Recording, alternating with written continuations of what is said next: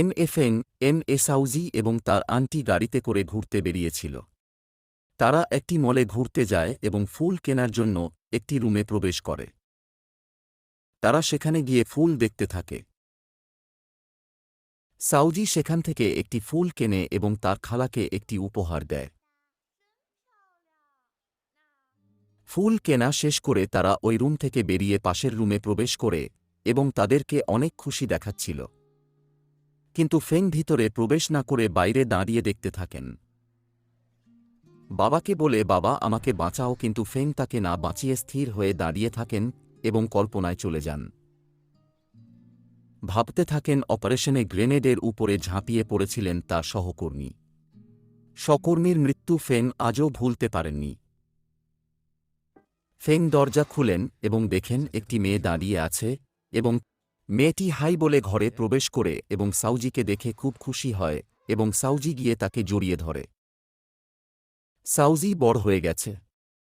সাউজি এবং তার বান্ধবী টেবিলে বসে তার বাবাকে কিছু খাবার আনতে বলে এবং মুভি দেখা শুরু করে।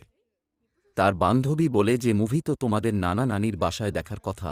সাউজি বলে কোন সমস্যা নেই। তারা খুব কৌতূহলীভাবে মুভি দেখে এবং মুভির নায়কের সৌন্দর্যের প্রশংসা করতে থাকে। এরই মধ্যে তার বাবা তাদের খাবার নিয়ে আসে। তার বাবা টেবিলের উপর খাবার রাখতে গেলে তারা খুব ডিস্টার্ব হয় এবং তার বাবাকে তাড়াতাড়ি সরতে বলে। তার বাবা তাদের সামনে থেকে সরে এসে তাদের পাশে গিয়ে বসে এবং তাদের দিকে তাকিয়ে থাকে। তার মেয়ের খুশিকে দেখে সেও খুশি হয়। এদিকে সাউজির বান্ধবী সাউজিকে বারে যাওয়ার জন্য অফার করে এবং তাকে নানা ধরনের প্রলোভন দেয়। সাউজি যেতে না চাইলেও সাউজিকে বলে যে বাড়ি গেলে তুমি তোমার হাজব্যান্ডকে দেখতে পারবে, আর বলে যে তোমাকে টাকা খরচ করতে হবে না, তুমি শুধু তাদের পাশে গিয়ে বসো। বোকা সাউজি কিছু বোঝে না এবং তার শয়তান বান্ধবী তাকে নানাভাবে বুঝিয়ে বলে যে তুমি না গেলে তোমার হাজব্যান্ডকে দেখতে পারবে না।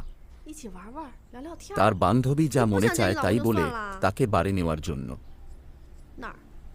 আমার একজন ভালো বন্ধু আছে যে আমাদের দেখাশোনা করবে এবং আমাদের জন্য 2টা ভিআইপি টিকিট কেটেছে। আমি আমাদের হাজব্যান্ড এ দেখতে যাব, আবার পরে বইল না যে আমি নিয়ে যাইনি, আমি তোমাকে বলিনি। সাউজির বাবা কাজ করতে থাকে এবং সে তার বাবাকে বলে আমি রাত্রে পড়াশোনা করব এবং নানা নানি বাসায় থাকব এবং এই বলে এসে বের হয়ে যায়।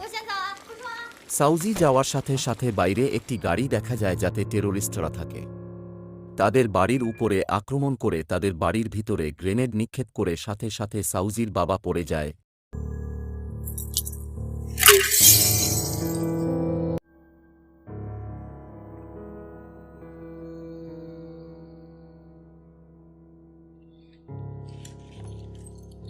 এবং টেরোরিস্টরা তাকে ধরে নিয়ে যায়।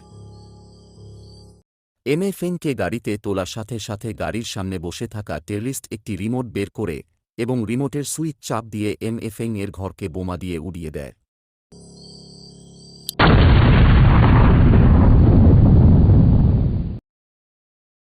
এদিকে বারের মধ্যে থাকা সবাই নেশাদ্রব্য সেবন করতে থাকে এবং একে অপরের সাথে ধাক্কাধাক্কি অনৈতিক কার্যকলাপ করতে থাকে।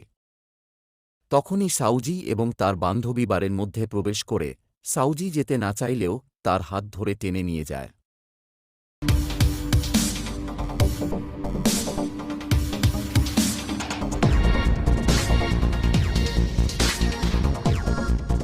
অন্যদিকে সাউজির বাবাকে রশি দ্বারা বাধা দেখা যায়। টেররিস্টরা তার বাবার কাছে আসে এবং বলে তুমি যা করেছ তার জন্য তোমাকে পস্তাতে হবে। একটি ছবি নিয়ে তার সামনে ধরে আর বলে তুমি কি এঁকেছেন? আমি তোমাকে উপরে পাঠিয়ে দিব, কিন্তু এত সহজে না। তোমার মেয়েকে ধরে নিয়ে আসতে আমার লোক গেছে। সাউজির বান্ধবী একটি ছেলের সঙ্গে উপভোগ করতে লাগল। একটি ছেলে সাউজির দিকে তাকিয়ে মুচকি হাসি দিয়ে একটা মদের গ্লাসে ঘুমের ওষুধ মিশিয়ে সাউজিকে জোর করে খাওয়াতে লাগল।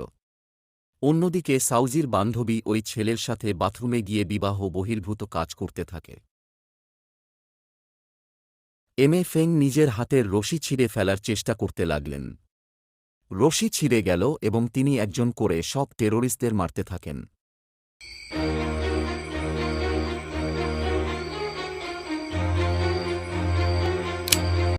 অন্যদিকে অচেতন অবস্থায় সাউজি আর তার বান্ধবীকে গাড়িতে করে কিডন্যাপ করা হয়।